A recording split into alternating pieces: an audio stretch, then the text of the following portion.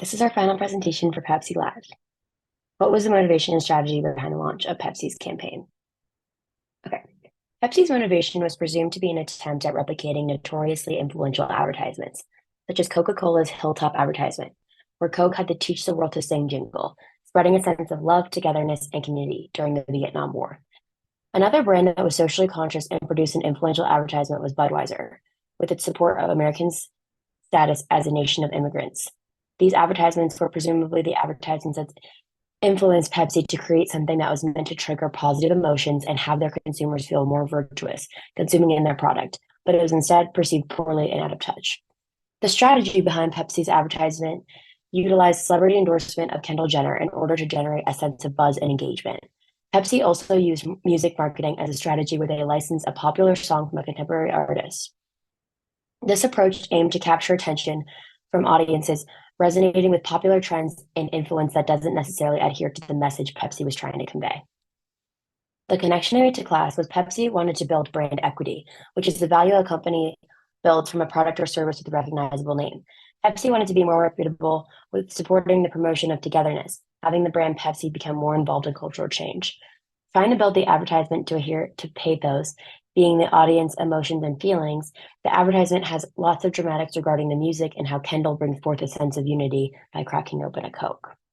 Connecting the brand to also appeal to ethos, which is credibility and ethics, trying to have the audience believe that the actions within this advertisement was ethical and credible. Brand image was hurt during this advertisement when it failed to resonate with the audience in the way that Pepsi hoped it would. The target analysis was completely missed, as Pepsi believed this is a global ad that reflects people from different walks of life coming together in a spirit of harmony. And we think that this is an important message to convey, said Momlos in 2017. The target audience wasn't researched effectively enough to comprehend the message at hand and what their problems and emotional connection might be to what Pepsi presented in their advertising. So my question I'm going to be answering is, what are the challenges of integrating popular culture into advertising?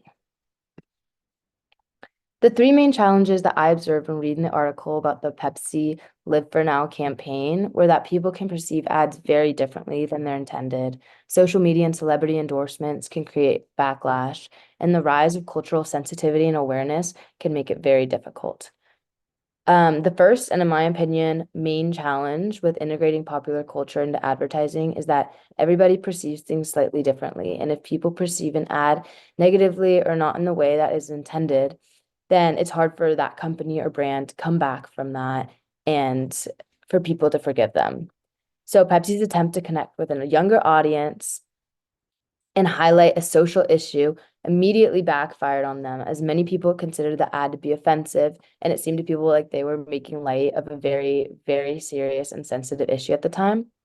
The next challenge I saw was that they tried to use a popular celebrity and popular music to connect with the audience, which just didn't work in this ad. Pepsi used Kendall Jenner and Skip Marley, which received immediate backlash and was seen as insensitive because she was not seen as a credible activist ever. The widespread use of social media made it extremely easy for people's negative opinions on the ad to be shared and collaborated on worldwide. Lastly, the increase in cultural sensitivity and awareness makes it extremely difficult to integrate popular culture or social issues into ads. It is really easy to offend people nowadays, and unintentionally, sometimes ads and campaigns can be seen as insensitive, and there's always going to be a risk for cultural misinterpretation. Overall, integrating popular culture into advertising can be risky and can have a huge negative public backlash on a company or a brand if not done fully, thoughtfully, and with consideration of everybody. Okay, so I'm doing question 3, which is, why was the reaction to Pepsi's campaign so strong, and what role did the media play in Pepsi's about face? So, the first part of this question, basically, the advertisement was completely tone deaf to the social and cultural world around it, especially when, in the time it aired, which was April 4th, 2017, the Black Lives Matter movement was a big thing happening. So, basically in a socially tense environment, Pepsi was very insensitive because it kind of dumbed down those issues of race. And then what role did the media, especially social media, play in Pepsi's about face? Well, very shortly after it aired, immediately the ad got a negative response. And Pepsi actually initially supported the ad, claiming it supported people who came from different walks of life. So the media basically tore this advertisement apart, saying, quote, reception has not been warm to say the least, as many see a major corporation co-opting Black Lives Matter to sell soda. There's been an avalanche of negative reactions to the ad, and backlash only seems to be growing online, end quote. So it was all very negative. And Pepsi obviously eventually did pull the ad shortly after, but since we were in an environment where this is so shareable, obviously it got out and people talked about it. And so just continuing this to lecture, something I thought about with this was Pepsi tried to persuade audiences through the pathos lens, but they failed. And also, even though it was not received warmly, their ad, their abrupt change in position might have saved them. So, just from class, 89% of people say a brand can regain their trust if it admits to a mistake and is transparent about its steps to resolve the issue. And also, 85% of consumers say that business history of being transparent makes them more likely to give it a second chance after a bad experience. Hi, I'm Aubrey, and I answered question 4, and that is, what impact did the live campaign have on Pepsi thus far, and what are the possible longer-term repercussions for Pepsi? So after reading through the case study, I found that the biggest impacts were that only 2 weeks after the campaign aired with Kendall Jenner, it brought Pepsi to its lowest consumer perception levels in nearly 10 years. And obviously, Pepsi is a very popular company within the US, so this was a very, very big hit for their company. However, Pepsi was showing slow signs of recovery, so whatever had happened within the campaign wasn't too bad for them. Pepsi also made a lot more money on this campaign than experts were expecting. They made about $15.7 billion, which was not what they thought was going to happen. So yes. And then secondly, what are the possible longer term repercussions for Pepsi? So in the case study, it stated that it was unclear what will happen to Pepsi in the future. However, brands have been following in Pepsi's footsteps. And in quotes, it says, brands have followed one after the other with high-profile advertisements showing the Super Bowl, during the Super Bowl and Oscars that offer commentary of varying directness of some of the defining issues of our times. So other companies have been able to do this tactic that Pepsi did, but in a more successful way. So connecting this to some class concepts, I saw that this case study makes a point that saying Pepsi made this campaign to replicate Coca-Cola's campaign from 1971, which was also kind of a social issue campaign.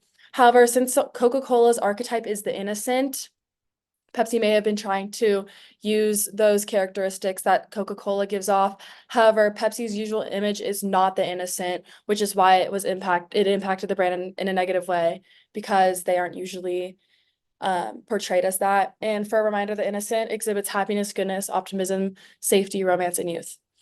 The Art of War also talks about 3 ways a ruler can bring misfortune. One of those ways is not using the right person for the right job, place, or time. So obviously in this case, Kendall Jenner was not the right person to be used, since this was kind of connecting to the Black Lives Matter campaign, and she was unquestionably the reason why they got a lot of backlash.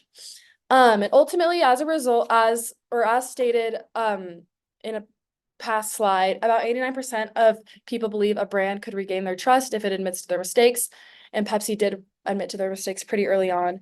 So that is probably why they didn't get that much backlash. Thank you so much. Question 5 is, what advice would you give brands to avoid what happened to Pepsi? Large brands should always expect the unexpected. Big brands like Pepsi need to conduct intensive and comprehensive research on the social issue being addressed.